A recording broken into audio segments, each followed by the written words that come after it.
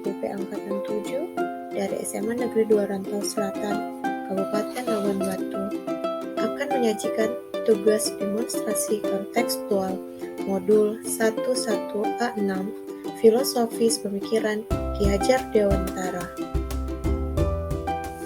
Pendidikan yang berpusat pada murid.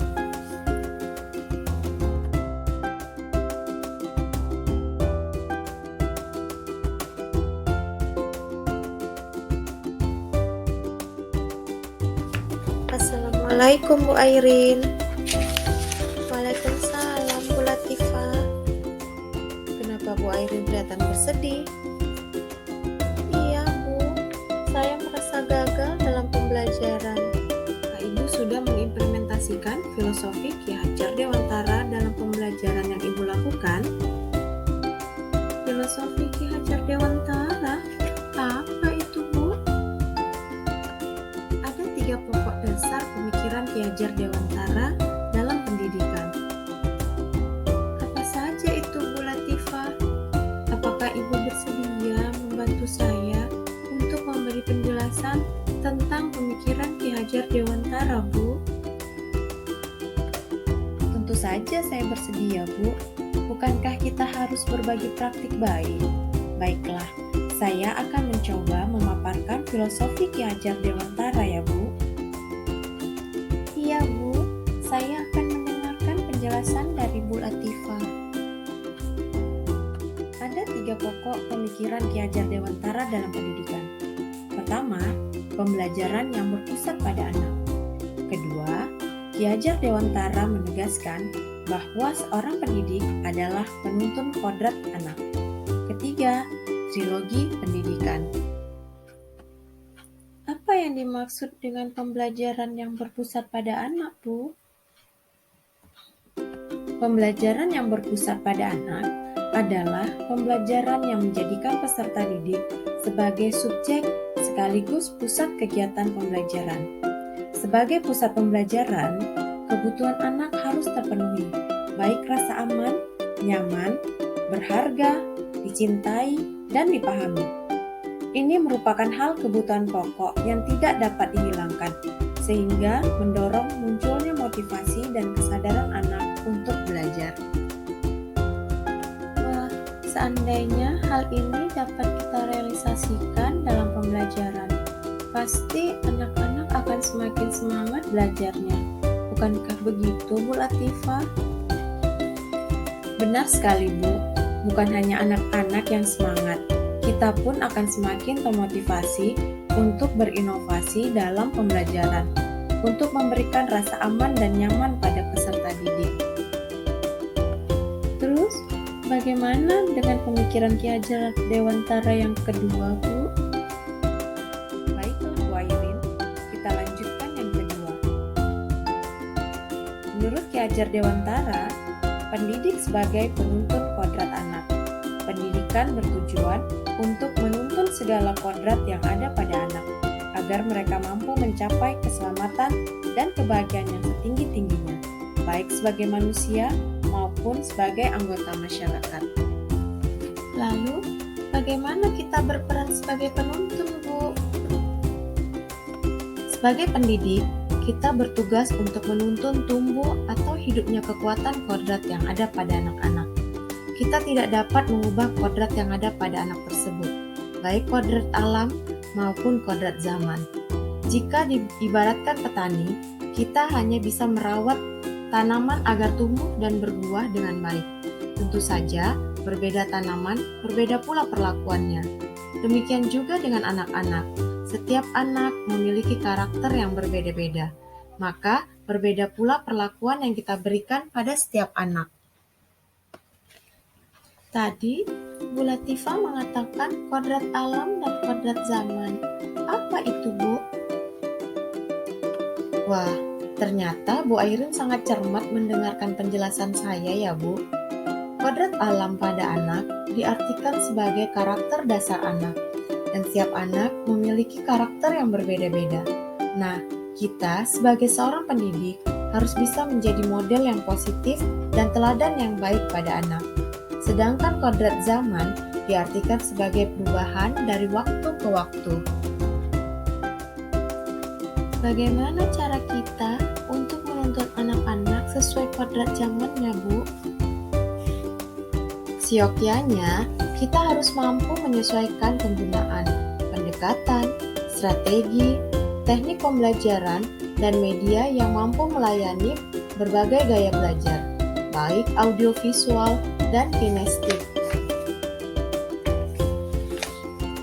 Dan yang ketiga adalah trilogi pendidikan, yaitu Ing Ngarso Suntulodo, Ing Madio Mangunkarso, dan Tut Wuri Handayani. Wah, apalagi itu, Bu? Sepertinya saya sering mendengar kalimat itu, tapi saya tidak paham artinya. Artinya, di depan menjadi teladan, di tengah membangun semangat, dan di belakang memberi dorongan. Nah, 3 hal inilah yang menjadi poin utama bagi guru untuk menciptakan pendidikan yang lebih baik. Luar biasa pemaparan yang Ibu sampaikan, Bu. Tapi, masih bolehkah saya bertanya? Tentu saja boleh, Bu. Apa itu, Bu? Dari semua pemaparan yang telah Ibu sampaikan, bagaimana cara kita mengimplementasikan filosofi Ki Hajar Dewantara dalam pembelajaran? Pertanyaan yang sangat bagus, Bu. Baiklah, saya akan jelaskan satu persatu. Nah, ini beberapa gambar tentang pembelajaran yang berpusat pada anak. Baik itu rasa nyaman, rasa dicintai, rasa berharga, dan rasa dipahami. Sedangkan yang ini adalah gambar-gambar tentang bagaimana seorang pendidik sebagai penuntun kodrat anak, yaitu pertama, memfasilitasi siswa dengan pendidikan yang menarik, sesuai dengan kodrat zaman.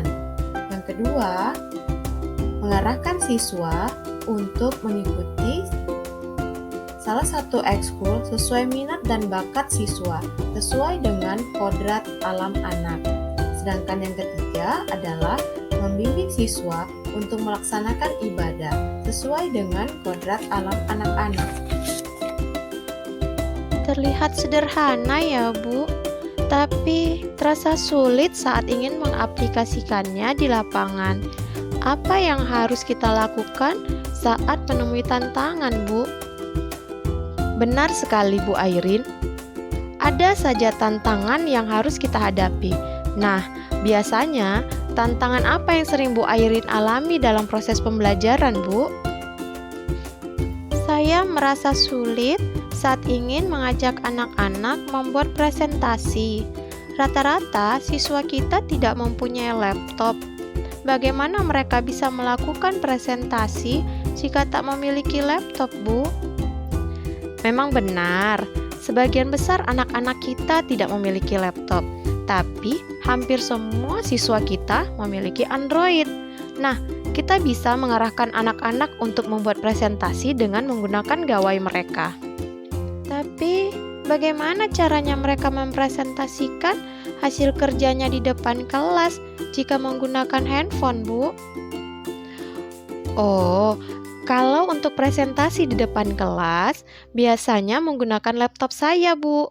Jadi, hasil kerja anak-anak dikirimkan ke saya melalui email, kemudian ditampilkan dengan menggunakan laptop saya dan infokus yang tersedia di sekolah. Dengan demikian, kita memfasilitasi anak-anak, berarti kita memperkecil tantangan kita, Bu. Wah, super sekali ya, Bu Latifah. Kalau begitu, saya akan mengimplementasikan filosofi Ki Hajar Dewantara dalam pembelajaran saya selanjutnya, Bu. Ah, Bu Airin bisa saja. Saya pun masih belajar, Bu. Dan memang sudah seharusnya kita melakukan perbaikan terhadap cara kita mengajar, Bu, untuk pendidikan yang lebih baik.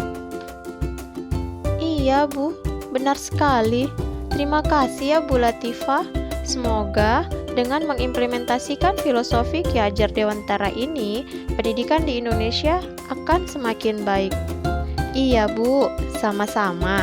Semoga kita dapat berperan untuk mewujudkan merdeka belajar, merdeka mengajar sebagai wujud implementasi filosofi Ki Hajar Dewantara. Amin. Amin. Demikianlah tugas demonstrasi kontekstual modul 1.1.A.6 dari saya, CGP Angkatan 7. Tergerak, bergerak, menggerakkan. Terima kasih. Wassalamualaikum warahmatullahi wabarakatuh.